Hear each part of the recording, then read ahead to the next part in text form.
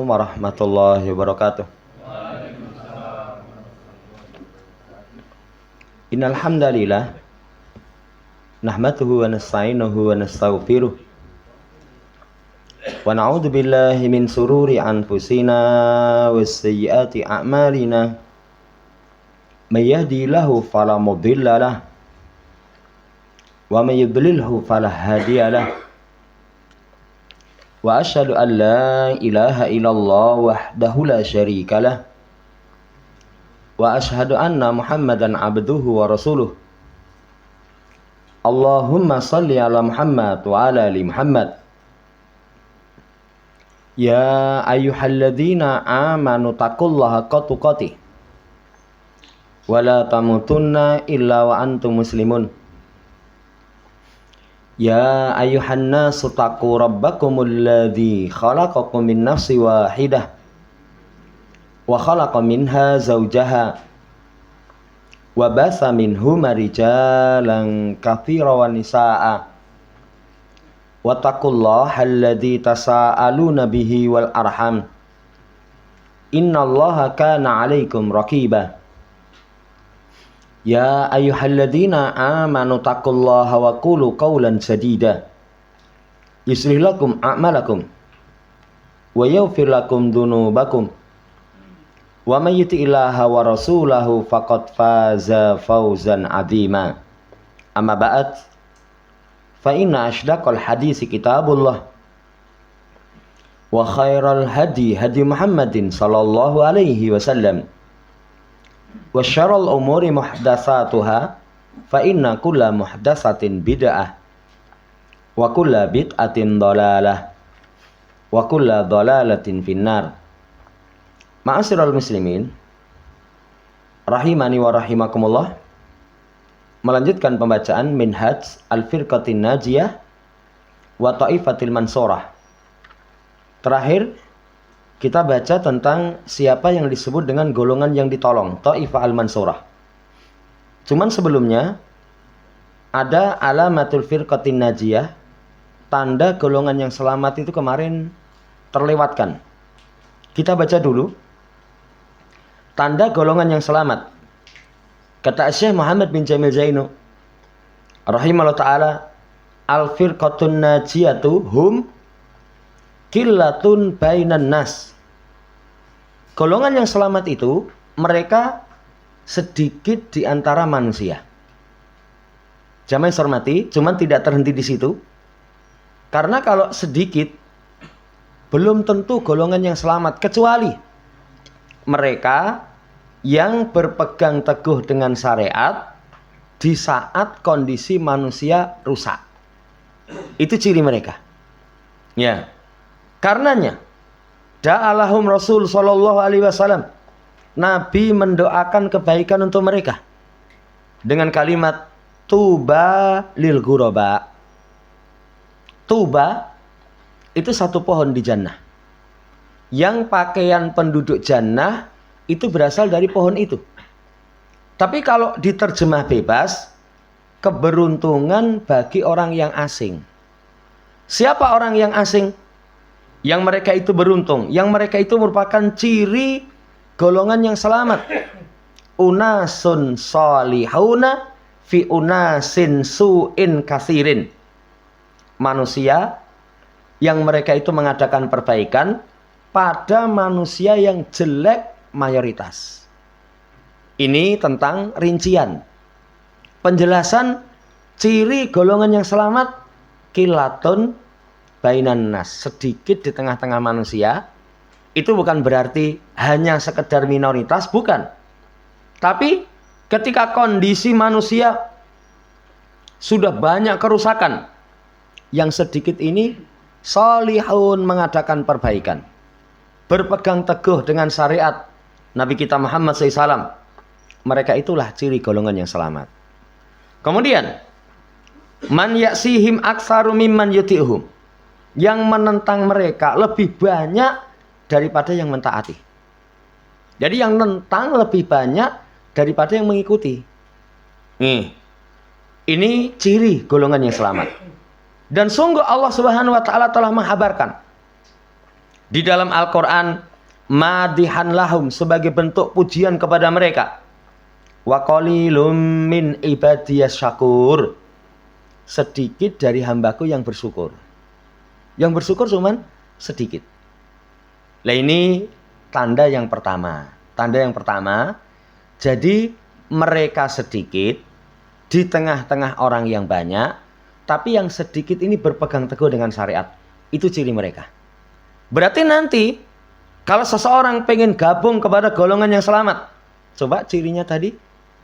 Kalau kondisi manusia rusak, masih ada satu kelompok berpegang teguh dengan syariat, semangat mengadakan perbaikan, itu ciri mereka. Sudah, ikut saja dengan mereka. Walaupun kalau ikut dengan mereka berat. Kenapa berat? Penentangnya banyak, yang mengikuti sedikit. Kalau bahasa kasarane, bolone sithik. Orang kalau bolone akeh, ya mungkin lebih seneng. Tapi sithik ini. Ini yang pertama. Yang kedua, al-firqatun najiyah yu'adihim al-kasiru minan nas wa yaftaruna alaihim wa yunabizunahum bil alqab. Golongan yang selamat itu tanda yang kedua, banyak dari manusia yang memusuhi mereka. Yang memusuhi mereka. Sampai itu ngeruyuk semua. Dari kalangan Khawarij, Murji'ah, Sufi, Kuburiyun, semuanya. Ya, itu semua memusuhi mereka. Kemudian mereka fitnah.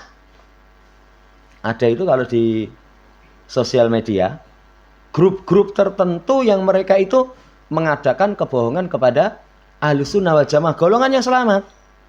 Golongan selamat. Mereka adakan kebohongan. Mereka itu digaji per bulan 20 juta. Ya, untuk mencari jamaah katanya. Itu fitnah mereka. Kemudian fitnah mereka, katanya pondok-pondoknya itu didanai oleh orang-orang Yahudi. Dana kok ngendi? Justru ketika ditilik, diteliti, yang dapat uluran marah mereka. Itu mereka fitnah. Belum lagi masalah fikih, misalkan katanya di kalangan ya Ahlussunnah wal Jamaah Salafiyun, itu kawin kontra itu biasa. Ya, kawin kontra itu katanya biasa. Padahal itu perilakunya orang-orang Syiah. Jadi mereka fitnah, mereka adakan kebohongan. Mereka gelari dengan gelar-gelar yang buruk. Gelar yang buruk. Gelarnya mereka gelari dengan gelar yang buruk. Walahum uswatun bil anbiya alladzina qalallahu anhum. Dan mereka ternyata punya uswah, keteladanan dari para nabi yang Allah katakan tentang mereka. Wa kadzalika ja'alna likulli nabiyyin aduwwa syayatinal insi wal jin yuhi ba'duhum ila ba'di zuhrufal qawli ghurura. Demikian itulah kami jadikan setiap nabi musuh setan manusia, setan dari golongan jin. Ini mereka terus senantiasa memusuhi. Ya, sebagian mereka itu membisikkan kepada yang lain kalimat-kalimat yang dihiasi untuk menipu. Kalimatnya dihias-hiaskan untuk menipu. Nah, ini uswah mereka. Para nabi, para rasul itu juga begitu. Yang musuhi banyak. Mereka adakan kebohongan luar biasa. Kemudian mereka gelari dengan gelar yang jelek-jelek. Nabi kita Muhammad digelari tukang sihir, digelari penyair, digelari pendusta, digelari sebagai orang yang gila. Ini ciri golongan yang selamat. Yang keduanya itu yang musuh banyak. Nabi kita Muhammad SAW, kaumnya menggelari sahirun kadzab, tukang sihir, pendusta. Kalau gelar tukang sihir sudah buruk itu. Buruk. Apalagi kadzab. Kadzab itu sighat mubalaghah, bukan hanya berdusta, pendusta.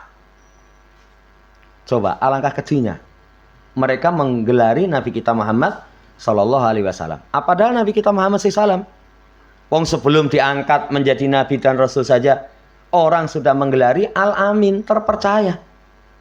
Tapi begitu membawa kebenaran, mereka gelari dengan gelaran kadzab. Haina mada'ahum ila tauhid. Ketika Nabi menyeru kepada tauhid. Ya sama. Golongan yang selamat itu ketika menyeru kepada tauhid, kepada akidah yang benar. Wah, gelarane. Gelarane. Mereka tuduh Ahlussunnah itu apa?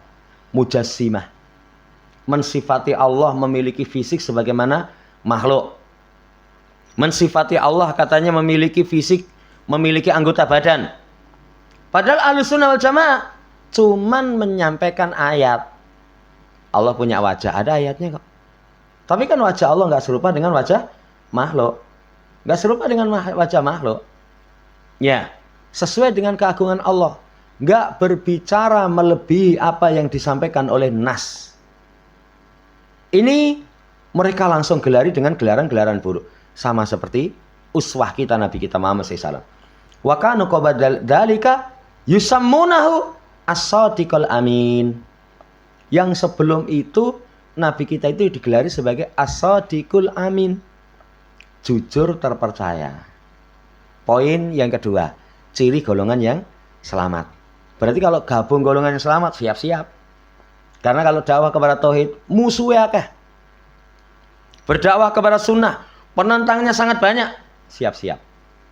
Tapi mereka tidak akan pernah merasakan, mendapatkan apa? Ketika mendapatkan madarat, mereka terpengaruh enggak sama sekali. La yadurruhum man hadalahum wala man halafahum hatta ya'ti amrullah.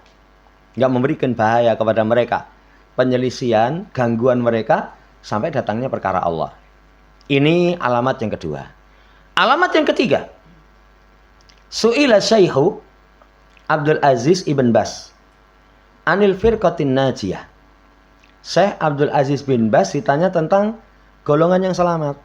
Siapa golongan yang selamat itu? Humus salafiyun. Mereka salafiyun yang mengikuti jalan salaf. Siapa salaf kita? Tabi'in. Kok tabi'in? Sahabat, tabi'in, tabi'ut tabi'in. Generasi 3 awal dari umat ini yang kita diperintahkan mengikuti mereka. Diperintahkan mengikuti sahabat. As-sabiqunal awwalun minal muhajirin wal ansar walladzina taba'uhum bi ihsan. Generasi awal muhajirin dan ansar dan yang mengikuti mereka dengan baik. Sudah berlalu ketika Nabi menyebutkan umatnya terpecah menjadi 73 golongan. 72 dapat ancaman di neraka, satunya selamat. Nah, siapa satu golongan yang selamat itu? Beliau mengatakan semisal aku dan para sahabatku yang berada di atasnya. Ini salafiyun. Jadi salafiyun itu bukan ormas, bukan golongan. Nanti kalau masuk ormas itu, golongan itu nanti, wah kamu sudah menjadi pengikut salafiyun. Bukan itu. Salafiyun itu satu pemahaman. Berarti siapa yang mengikuti jalan salaf, mereka salafiyun. Ya. Wa kullu man masya ala tariqati salafi saleh. Ini kata Syekh Abdul Aziz bin Bas, setiap orang yang berjalan di atas jalan salafus soleh, Rasul dan para sahabat. Pengen kita menjadi golongan yang selamat, tempuh jalan mereka. Tempuh jalan-jalan mereka. Ikuti jalan mereka. Karena setiap orang yang berjalan di atas jalan salafus soleh, mereka itulah yang disebut dengan golongan yang selamat. Golongan yang selamat. Tadi sudah kita bawakan hadisnya. 72 di neraka, 1 yang selamat. Semisal aku dan para sahabatku berada di atasnya. Wallahu ta'ala alam. Hadihi ba'du manahija wa alamatul firqatin najiyah. Wa sa'atakallamu fil fusulil qadimati min hadal kitabi an aqidatil firqatin najiyah. Allati hiya at-ta'ifatul mansurah linakuna ala aqidatiha insyaallah. Kata saya ini sebagian jalan-jalan. Jadi disebutkan 3. Sebagian tanda golongan yang selamat. Kemudian saya katakan kita nanti akan berbicara di pasal yang akan datang dalam kitab ini berkaitan dengan akidahnya. Akidah golongan yang selamat itu kayak apa? Nanti akan diterangkan. Yang ia adalah golongan yang ditolong supaya kita nanti bisa menjadi di atas akidah golongan yang selamat jika Allah berkehendak. Wallahu ta'ala alam, ini yang terlewat di pertemuan akan datang. Selanjutnya sekarang, akidah golongan yang selamat itu tauhid. Maka bab pembahasan setelah menyebutkan tentang Taifah al-Mansurah, dibahas tentang tauhid. Tauhid dan jenisnya. Apa itu tauhid? Tauhid itu kalau secara bahasa berasal dari wahada yuwahidu tauhidan dengan wazan fa'ala. Fa'ala yufa'ilu taf'ilan ay ja'alah wahidan. Menjadikannya satu. Tapi kalau secara istilah tauhid itu ifradullah bil ibadah allati khalaqallahul alama li ajliha. Tauhid itu pengesaan Allah dalam perkara ibadah. Artinya satu-satunya zat yang berhak diibadahi cuman Allah. Yang Allah ciptakan alam semesta itu karena pentauhidan kepada Allah. Dibawakan surat Adz-Dzariyat ayat yang ke-56. Ya. Wa ma khalaqtul jinna wal insa illa liya'budun. Tidaklah aku ciptakan jin dan manusia kecuali supaya mereka ya'buduni. Liya'buduni itu yuwahiduni fil ibadati wa yufriduni fid du'a. Supaya mereka tauhidkan aku dalam masalah ibadah. Jadi Allah ciptakan alam semesta, tujuan utamanya supaya semua manusia dan jin itu hanya beribadah kepada Allah. Hanya berdoa kepada Allah Subhanahu wa ta'ala. Ini tentang tauhid. Kemudian sebelum dilanjut, Syekh memberikan catatan. Ada kalau dari kalangan orang-orang sufi kuburiyun itu, mereka mengatakan, jikalau bukan karena Muhammad, Allah tidak ciptakan langit dan bumi. Mereka dalam menyanjung Nabi Muhammad SAW itu seperti itu. Jadi kalau bukan karena Nabi Muhammad, Allah nggak ciptakan langit dan bumi. Ini keliru. Ayat ini raddun ala man yaz'amu anal alama khuliqa li ajli Muhammadin SAW. Bantahan kepada orang yang punya anggapan alam semesta itu dicipta karena Nabi Muhammad. Itu tadi orang sufi kuburiyun. Itu kalimatnya seperti itu. Sampai kapan itu? Saya baca ada kiriman, kalau sekarang pengen diberikan kelapangan hidup itu minta sama Nabi Muhammad. Madad ya Rasulullah, madad ya Rasulullah, madad ya Rasulullah. Rasul sudah meninggal. Meminta di luar kemampuan makhluk itu termasuk syirik. Itu termasuk syirik.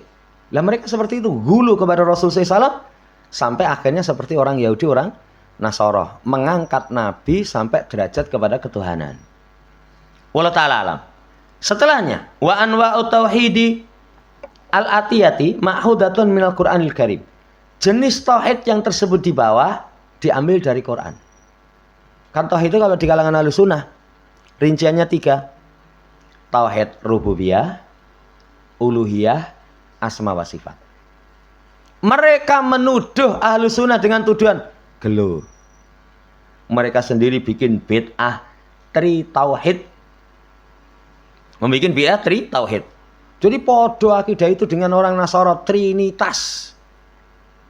Dungunya mereka seperti itu tuduhannya. Padahal penyebutan 3 itu sekedar untuk memudahkan pembelajaran. Untuk memudahkan pembelajaran. Iya, tapi mereka tolak. Mereka memfitnah Ahlussunnah wal Jamaah. Lah sebenarnya kalau tauhid itu enggak dibagi 3 ora apa-apa kok. Misalkan tauhid itu berkaitan dengan ilmu, berkaitan tentang keyakinan, berkaitan tentang mengesahkan Allah dalam zatnya dan perbuatan Allah, mengesahkan Allah dalam perbuatan makhluk, boleh kok. Ya. Cuman pembagian 3 ini diambil dari Quran. Pertama, tauhid rububiyah. Apa itu tauhid rububiyah? Al-i'tirafu bi anna Allah war-rabb wal khaliq. Tauhid rububiyah itu pengakuan Allah Rabb dan pencipta. Apa makna Rabb? Pencipta, pemilik, pengatur, pemberi rizki, menghidupkan, mematikan, mendatangkan manfaat, menolak madarat. Itu makna Rabb. Jadi ahlu sunnah wal jamaah, golongan yang selamat, taifah al-mansurah. Pertama, ketika ditanya siapa pencipta langit dan bumi, pemilik langit dan bumi, pemberi rizki seluruh makhluk, menghidupkan, mematikan, mendatangkan manfaat, menolak madarat, mengatur alam semesta, jawabannya cuman Allah. Cuman Allah. Saudara yang saya hormati, cuman pengakuan ini kalau nggak diakui, nggak dianggap muslim, kafir. Oh, nggak percaya saya, yang nyiptakan langit dan bumi itu Allah. Berarti kowe palu arit, PKI. Iya. Tapi kalau misalkan percaya, waqad i'tarafa bihadzal kufar walam yadkhulhum walam yudkhilhum dzalika fil Islam. Orang kafir mengakui tapi tidak memasukkan mereka ke dalam Islam. Tauhid rububiyah ini penting. Enggak iman kafir, mengimani belum memasukkan ke dalam Islam. Tapi dasaran yang sangat pokok berkaitan dengan pentauhidan dalam masalah ibadah. Ya, apa dalil sekarang? Kalau orang kafir mengakui, wa lain sa'altahum man khalaqahum la yaqulunallah. Kalau kamu tanya mereka siapa yang menciptakan mereka, sungguh-sungguh mereka akan mengatakan Allah. Berarti wong kafir zaman biyen itu rububiyah masih mengakui. Berarti orang muslim sekarang luwih parah ketika tidak mentauhidkan Allah dalam masalah rububiyah. Iki sing nguasani pantai selatan, oh Roro Kidul. Ya, kalau Gunung Merapi, oh Kiai Petro. Kalau Gunung Lawu, Sunan Lawu. Parah berarti kalau itu orang muslim punya keyakinan seperti itu. Kalah dengan orang kafir di masa Nabi, mereka pun masih mengakui. Masih mengakui. Waqad angkara suyu'iyun wujud rabbi fakanu asyaddu kufran minal kufaril jahiliyah. Kalau suyu'iyun, komunis, PKI, mereka ingkari tentang adanya Allah Subhanahu wa taala, adanya rububiyah. Jadi adanya pencipta, pemilik, pengatur Allah Subhanahu wa taala, mereka ingkari. Maka mereka lebih jelek dari orang kafir di masa jahiliyah. Makanya waspada, termasuk sumber kerusakan di negeri kita dan secara umum PKI, kedua Syiah, yang ketiga Kuburiyun. Nanti yang keempatnya itu Mu'tazilah, liberal itu. Itu hati-hati. Papat ini bersekongkol untuk merusakkan Islam, menghancurkan Islam. Siapa tadi? Suyu'i, PKI. Yang kedua itu orang Syiah. Orang Syiah yang ketiga Kuburiyun. Yang keempatnya orang-orang liberal. Wallahu ta'ala alam. Ini yang pertama, wajib kita tauhidkan Allah. Meyakini pencipta, pemberi rizki, pengatur, menurunkan hujan, mendatangkan manfaat, menolak madarat, menghidupkan, mematikan, cuman Allah. Yang kedua, tauhidul ilah. Tauhidul ilah itu pengesaan Allah dalam permasalahan ibadah. Yakni tauhidullah bi anwa'il ibadatil masru'ati. Bi anwa'il ibadati al masru'ati. Yakni mengesahkan Allah dengan bermacam jenis. Dengan bermacam jenis ibadah-ibadah yang disyariatkan. Yang disyariatkan. Artinya semua ibadah yang disyariatkan itu hanya diperuntukkan kepada Allah Subhanahu wa taala. Contoh doa. Golongan yang selamat doanya hanya kepada Allah. Ini yang membedakan selain dari golongan yang selamat. Kalau selain golongan yang selamat, kuburan itu, wah ini kuburannya Habib, ini kuburannya wali, itu mereka mintai. Mereka mintai. Ini dalam masalah doa. Dalam masalah isti'anah. Isti'anah itu minta diberikan pertolongan. Golongan yang selamat, golongan yang ditolong, hanya kepada Allah mereka minta tolong. Sebagaimana pengamalan ayat Iyyaka na'budu wa iyyaka nasta'in. Minta tolong hanya kepada Allah. Demikian pula tawaf. Tawaf. Kalau Ahlussunnah golongannya selamat, tawafnya wal yatatawafu bil baitil atiq. Cuman di Ka'bah. Ya, tawafnya hanya untuk Allah Subhanahu wa taala. Kalau mereka Gunung Lawu ditawafi itu. Ya. Gunung Lawu ditawafi, sing terakhir itu malah watu dikoi kelambi putih diputeri. Wal iyadzubillah, itu bukan ciri golongan yang selamat, bukan Thaifal Mansurah. Kemudian menyembelih hanya untuk Allah. Kalau mereka nyembelih untuk kuburan, nyembelih untuk selain Allah Subhanahu wa taala. Nadarnya dan selain itu. Wa hadan nau'u huwallazi jahadahul kufaru. Jenis ini yang diingkari oleh orang kafir. Orang kafir ketika diseru, ayo beribadah kepada Allah Subhanahu wa taala semata. Apa jawabannya? Aja alal alihata ilahan wahida in hadzal syai'un ujab. Mosok Tuhan yang banyak itu cuman pengen dijadikan satu, aneh. Mereka enggak mau. Ya, mereka tidak mau.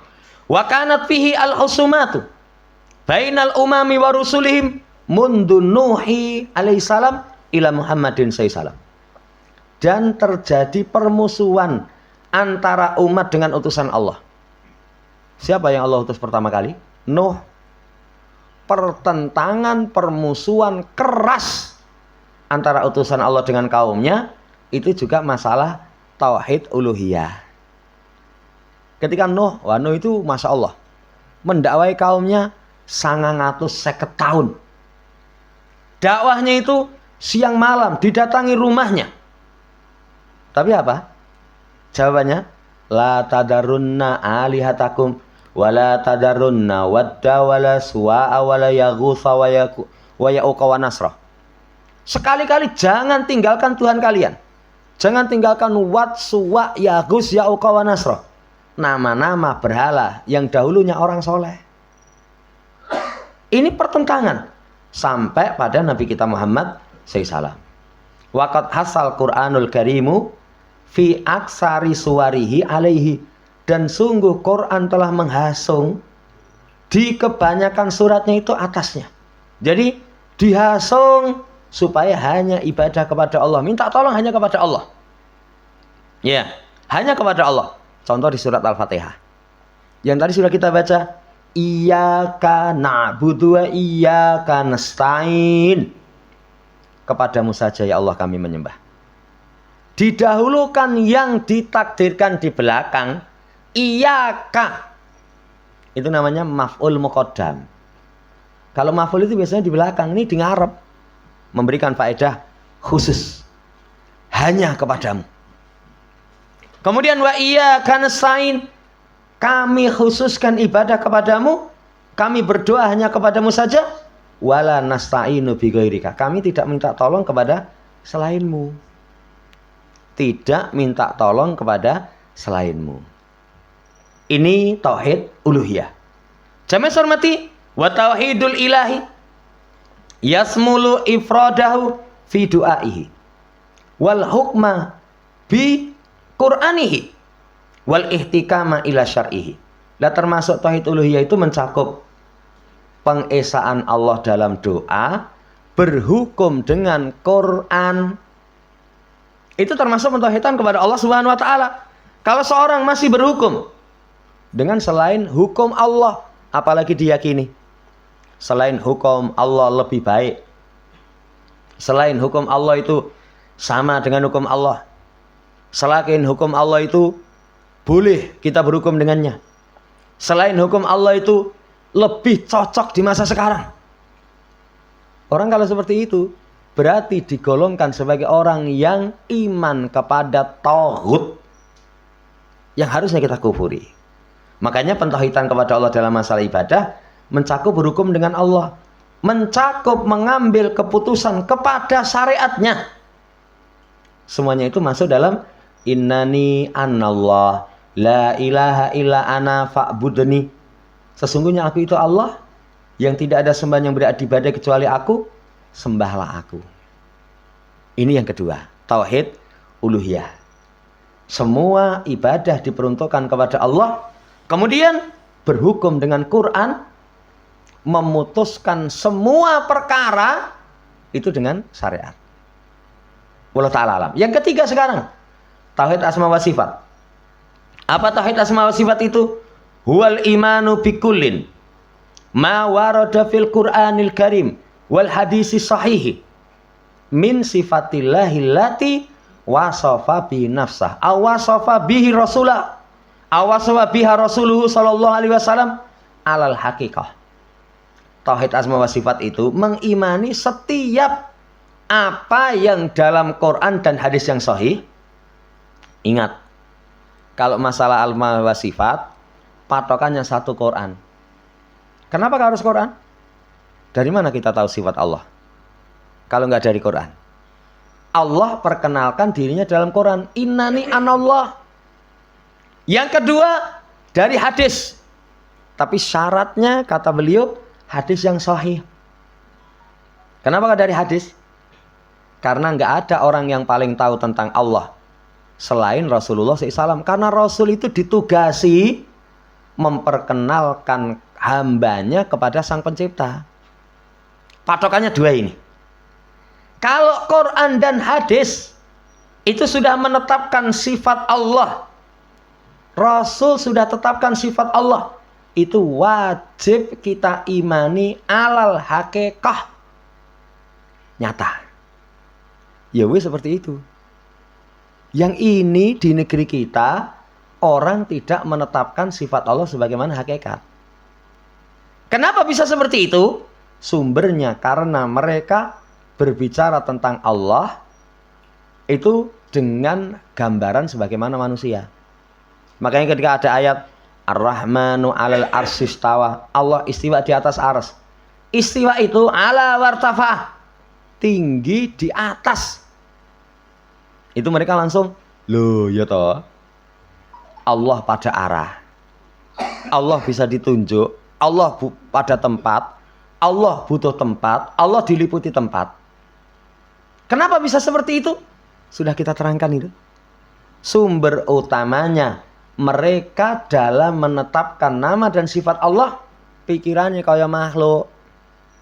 Jadi kalau makhluk itu di atas, oh berarti nggak di bawah, berarti butuh tempat. Itu waliyadzubillah, itu sumber kesesatannya seperti itu. Makanya kata Imam Al-Qayyim, syirik itu sumber utama paling pokok. Bicara tentang Allah, Allah diserupakan dengan makhluk, makhluk diserupakan dengan Allah. Ini hati-hati ini, hati-hati.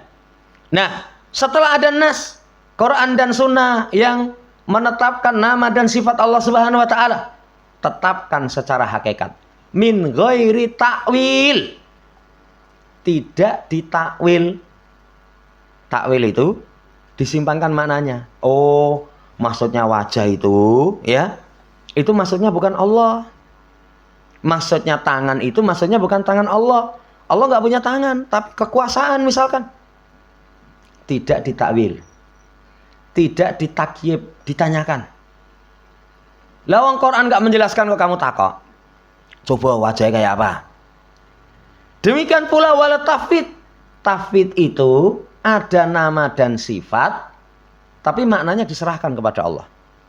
Allah punya tangan, saya imani. Tapi wallahu alam, yad itu apa? Saya serahkan kepada Allah. Itu tidak seperti itu. Iya. Kal istiwa'i wan nuzuli, seperti istiwa. Istiwa itu kalau secara bahasa ala wartafa, tinggi di atas. Maklum itu. Bukan oh Allah istiwa anu tok wae. Istiwa mana nih pembuh? Serahkan kepada Allah. Keliru. Kemudian turun. Turun itu maklum. Namanya turun itu dari atas ke bawah. Dari atas ke bawah. Tapi kalau Allah yang turun, itu kita nggak tahu kaifiatnya. Kita imani, tidak ditakwil, tidak diserahkan. Oh itu Allah turun, tapi nggak tahu makna turun itu apa. Turun maklum. Kayak kemarin dibawakan ucapan Imam Malik. Beliau membacakan ayat Ar-Rahmanu 'alal arsy istawa. Ar-Rahman istiwa di atas ars. Ada tanya, yang tanya kepada beliau, Imam kaifa istiwa? Bagaimana istiwanya Allah? Beliau marah. Istiwa itu maklum secara bahasa, tinggi di atas. Mengimani wajib, menanyakan bid'ah. Ini contoh. Datang misalkan. Dan selainnya dari sifat-sifat Allah. Nufassiruha bima warada anis salaf. Kita tafsirkan dengan apa yang ada dari salaf. Istiwa misalan. Satu contoh istiwa. Itu ada tafsir dari kalangan tabi'in dalam Sahih Bukhari. Bi annahu ulu wartifa. Tinggi di atas. Alladani yalikoni bijalalihi. Yang itu sesuai dengan keagungan Allah. Ya wis. Nanti ada ayat. Laisa kamisli syai' wa huwa samil basir. Allah enggak serupa dengan sesuatu apapun. Dan Allah as-sami al-basir. Maha mendengar. Lagi maha melihat. Ditetapkan dua nama bagi Allah. Ditetapkan dua sifat mendengar melihat. Tapi enggak serupa dengan makhluk. Tidak serupa dengan makhluk. Ini dulu. Nanti untuk rincian takwil, taktil, takyib, takyib, tamsil akan disampaikan oleh beliau Asy-Syaikh Muhammad bin Jamil Zainu. Semoga Allah Subhanahu wa taala berikan taufik untuk menjadikan kita sebagai golongan yang selamat atau kelompok yang akan mendapatkan pertolongan sehingga kita dapatkan keberuntungan keselamatan di dunia wal akhirah. Allahumma amin. Subhanakallahumma rabbana bihamdika asyhadu an la ilaha illa anta astaghfiruka wa atubu ilaik. Assalamualaikum warahmatullahi wabarakatuh.